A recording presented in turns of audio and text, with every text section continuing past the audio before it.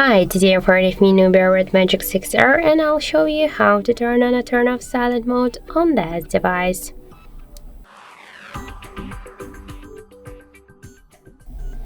So to do that, we should press up or down volume button here on the right side of the phone, then click here to this bell icon twice, so 1, 2. Now we can see here the cross bell and the message that calls and notifications, they will vibrate, so this means that the silent mode is activated.